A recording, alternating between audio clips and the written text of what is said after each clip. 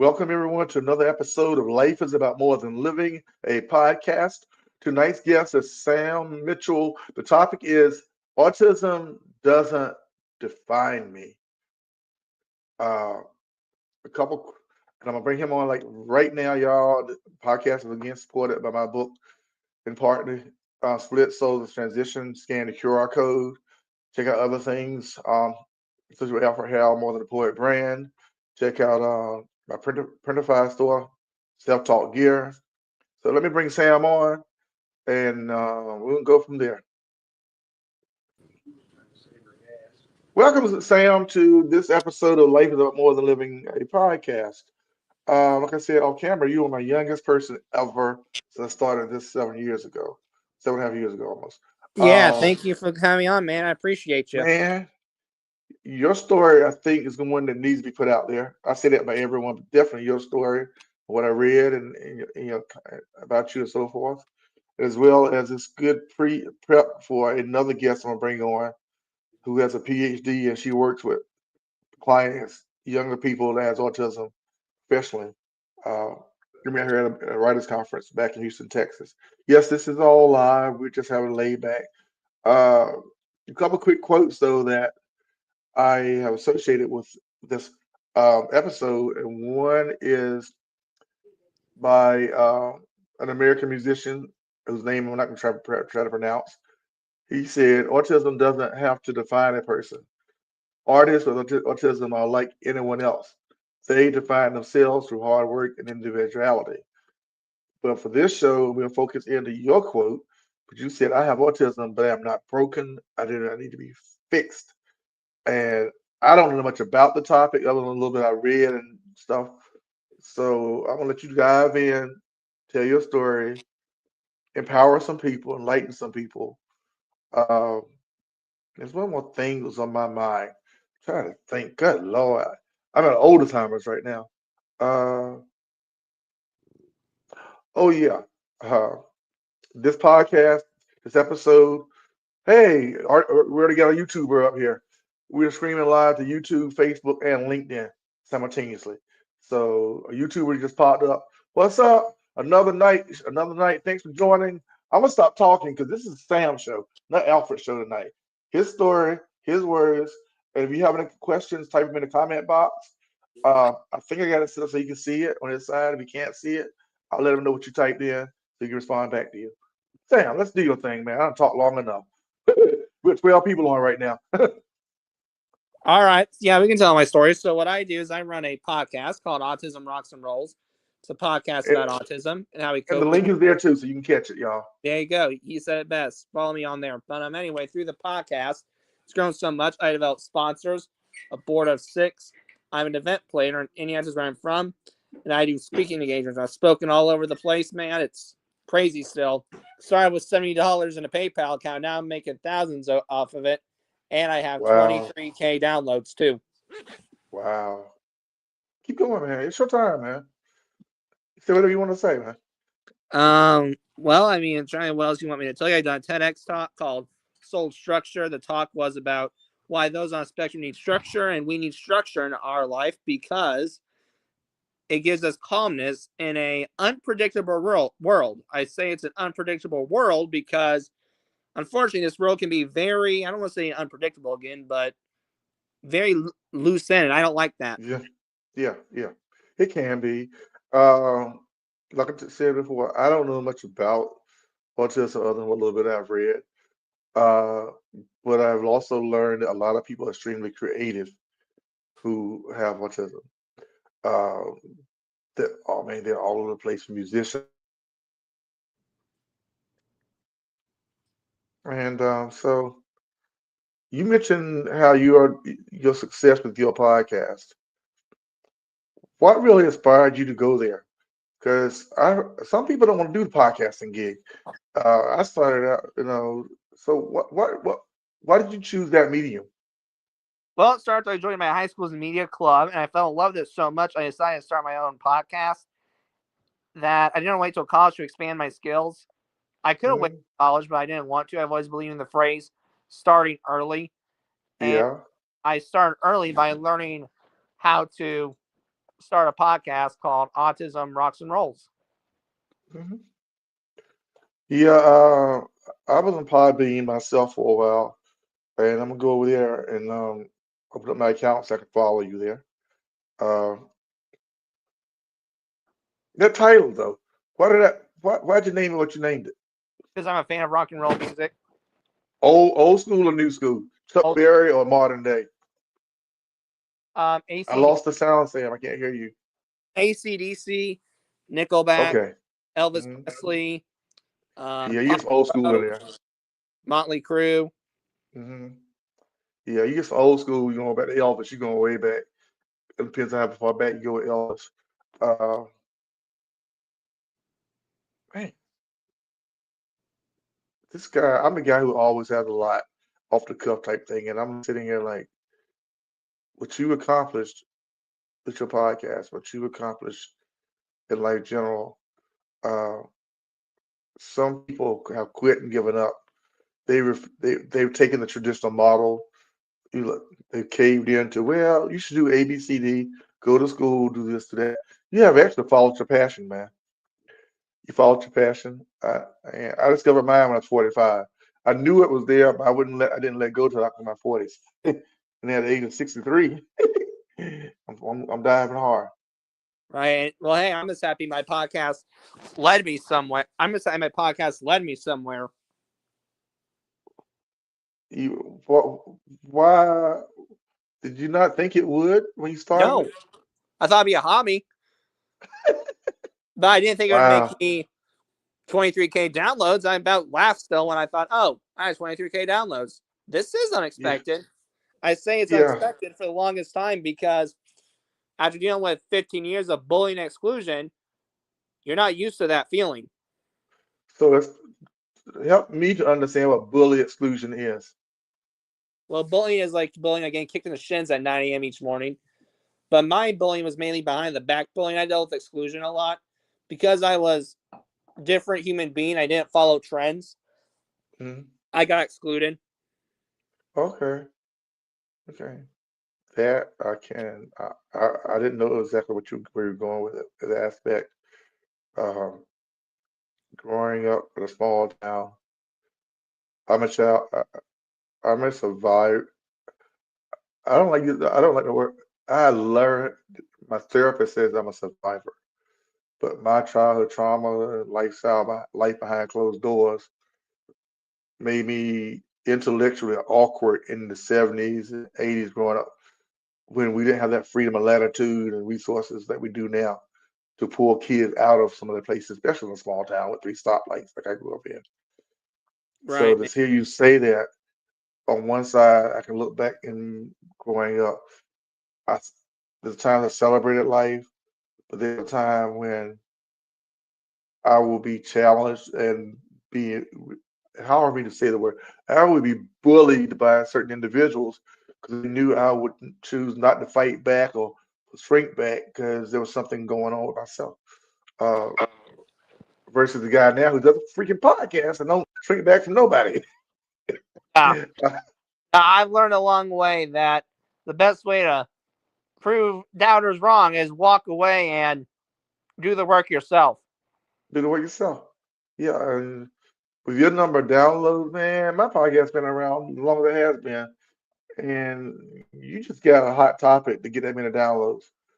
Since I've been streaming it live and doing what we're doing now through YouTube and Facebook, as well as occasionally like I tied it with LinkedIn because I thought tying it in with LinkedIn would be a good platform for people in corporate America to follow me there.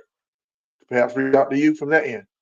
I'm all about building my brand, but I'm also about helping others, open up gateways to others to take their brand to a different level. Um, this is your brand. This is your story. Um, I'm going back over here and look at some of these notes real quick because I'm using this dual screen thing.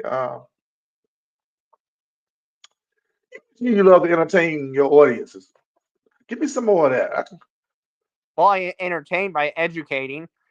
I also entertain by and humor. Once upon a time, a great example is that when I was doing a budgeting episode, I lowered my voice into making it sound like Alvin from Alvin and the Chipmunks. No, you didn't. Can you give us a little bit of that? Can you give us a little bit of that? Well, if I did with a lot of media techniques, but I can certainly try the best impression of it. Can you have? Okay. That's the best you're gonna get from me. Okay, that's been something like, yeah, all right. Yeah, my kids grew up on Al. My kids grew. My adult son, I keep saying kids, they grew up on Alvin and the Chipmunks. Heck, you might have me watching Alvin and the Chipmunks on YouTube once I leave you tonight. it, this this old school, new school is always right on point. I mean, yeah, it's like Scooby Doo, man. Who can outgrow Scooby Doo? Oh, I I can't was outgrow Scooby. wrong with that stuff, man. I'm Yeah, still 23 years old and I still love it. So don't worry yeah. about. Well, like I said, and if you look at my now on my wall over there, some of down Batman nerd. I got my Batman poster over there on one side. I got my Wolverine Deadpool poster next to it. Because I got the darker kind of comic book characters. I dive into that kind of stuff because whatever life challenges they had, even though they're fictional, they always found a way to bounce back. Especially Deadpool, his twisted humor. You know, it's like whatever, you know. I'm gonna have another post up there. I'm thinking about Iron Man next because he's another one of those kind of I don't know about people. And this is not about comic books so much as it is. I've drawn a lot of my energy from stuff like that. And To keep going. though, my favorite Marvel character is probably the Hulk, and then for DC, it's probably Superman. Yeah, that last Superman movie, some people didn't like it, but I've already watched it 3 times. I've I need to already start, watched it. I need to do a little bit of catching up on my superhero movies. Well, as far as the Batman movies go, I've only missed one opening night since 1986. One opening night since they came out. And of my favorite Batman actors is Michael Keaton. Michael Keaton. I've liked what's his name? What's his name? Darn it! He plays the account. He plays the accountant. I don't remember his name though. Yeah, Ben Affleck. Ben Ben, Affleck, my favorite. yeah, I like him too, but in the top, it will have Ben Affleck to be like number three. Uh, man. So you say you given a TED talk before? How was that? It was a fun experience. We had to do it virtual because of COVID, but it's Hmm. still a TEDx talk. Wow. Wow. Wow. And you have been some places, young sir. You have been some places, done some things. It's Uh, been a lot of places. Let's put it that way. Been to Oklahoma twice. Been to Florida. mm, Been to Stewart, Florida, and I've been to Canada. wow. I want to get to Canada at some point. Mainly, actually, Niagara Falls. See what that's all about. See if it's all lives up to the hype. Uh, at your at, at your age now, at your age you are now, 23 years old, you said. Uh, do you encounter some of that bullying or some of that negativity from people on Yep, an adult level? Well, before through the adulthood, but thankfully it hasn't been directly at me. It's mainly been at the corporation, mm-hmm, but not. okay, It's not been as bad. Most of my corporation members and my community love the podcast, love the feedback they give me, love mm-hmm, I produce. I would okay. say 99.5 or 9% positive. That's good. That is very good. That is very good. I think we're gonna end up signing off a little early. Well, I mean, early is I go from 30 minutes to about 45 to an hour. I'm looking at my time now. We even got 15 minutes in yet. So we're still rolling pretty good, but it'll be about 30 minutes. Keep it going. Um, so I'm trying to think back to your slogan and what you said. You said it says you want to prove that he is not you're not broken. Yeah. So what do you mean by that? There's this big misconception that when you're on the spectrum, you can't do anything. You're bedridden. Nope, not the case. Oh, Are you seeing me right now? Am I on a couch right now? Yeah, but I'm on an interview right now. How can I mhm. be bedridden and broken if I am doing things? Exactly. Okay. Okay. Okay. Okay. Uh, man, I got so much stuff I could play off of this. Some of my personal stories, but this is not the time for that type of stuff. But I can relate. I can relate in the sense of I have been bedridden and I have been broken, felt broken for other reasons related to the reasons I'm in therapy. Okay, literally shut down, not because of autism, but because of other challenges in life allowed to creep in. So when I get up here and do this, or I go out by my daily routine of doing this or doing that, no one knows the story behind the story. Did I tell the story again up here? Or meet someone such as yourself that highlights that it's not about the condition you have or the position you are in life. It's about how well you pull yourself back up and keep enjoying life. Uh, man, dude, you already had me inspired to get here and do some solo episodes. I've been on these guests lately. I'm ready to dive into A some lot, solo. a lot of people too. I've interviewed 11 professional wrestlers. I've interviewed America's Got Talent contestants, American Idol contestants, actresses, comedians. It's a great population of expansion. I'm happy to say that I try to be friends with all of them, and it's a fun journey. Yeah, yeah. That's what this has definitely been. I started using this format back about March because I too was on utilizing Podbean and doing audio. Then I switched over to StreamYard with the intention of gaining more people such as yourself. I think I'm going to start reaching out to some other avenues to get more people on the show other than match. Simply because, for me, again, like I said in the beginning, we each one of us brings up the community. Each one of us has something to give. Each one of us has a story that ties in with someone else's story. Uh, yeah, I am gonna cut this. I am gonna sign off with this though. Number one, to be honest, I'm really tired. Uh, but I wanted to get you in tonight, as promised, because your story had to be told. I said had to be told. When I say story has to be told, it has to be told because in part larger for some reasons you gave like people expect you to be bedridden. You're not. You're living life. You're having fun. You're doing your thing. Uh, you get all sorts of levels of success for people you've interviewed to shows you've been on. Uh, you're definitely not broken. For No, sure, don't need to be fixed. And this young guy, he doesn't follow this show. I'm just throw it out there. Everybody's different. But I was in the presence of a young man doing a job orientation, and second day, he showed up without the paperwork they gave us. And I'm like, yeah, we had small talk. I'm like, he's like, I didn't need to bring it. I'm like, at least I didn't bring it because I gave it to my mama. Huh? He said my mama reads all my stuff. I said, man, how old are you?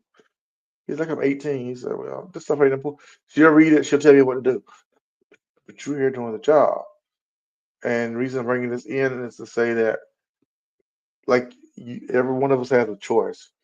You chose to live beyond what autism, in the sense of what some people may think it is. You've enlightened me. You encouraged me. This young guy here, he eventually will have a choice where mama may not be there to cover him. He needs to step out there and do something on his own a different way. Should he come across my podcast and hear this, so be it. I don't work with him directly, but the point I'm making is this: is that there's so much that you bring that we all can benefit from. And I appreciate you, man. I appreciate you. When I was 23, I was a new dad. Different life. It's a different life, small town. Now I have a 39-year-old son. um, I mean, one day, family, who knows, man? yeah, but if you do, it's your choice, your time. Uh, some closing thoughts, my young friend. Some closing thought. What's one or two things you can say to people out there that they will, whatever reason, remember you, check you out, follow you? What's one thing you can say to people that I can't say? Well, I think you couldn't say it because you might get in trouble, but I think I can say it because I think it's the truth of life. If the world Hmm. could not act so stupid, I think we get along so much better. Don't you think, man? Say it again. If the world could be nice and not act so stupid, I think we Yeah. get. Okay. Well, those are the final thoughts. Sam Mitchell, sir, I appreciate you and continue doing what you're doing. I'm out. I'm taking you off camera for about 60 seconds, say a couple things, and I will email you the audio file tonight. So you have an email box. What time is it? You have an email box before 8:15. So you can take Cool. the file. Yeah. But let me take your camera for a minute to close this thing out. Don't disappear on me, other than me just okay. Bye, listeners. Thanks for having me on. Everyone, thank you for catching another episode of Life is About More Than Living a Podcast. Please support Sam and the work he's doing. Follow his podcast, trickles.podbean.com. The links up there. Autism rocks. Encouraging story, powerful young man.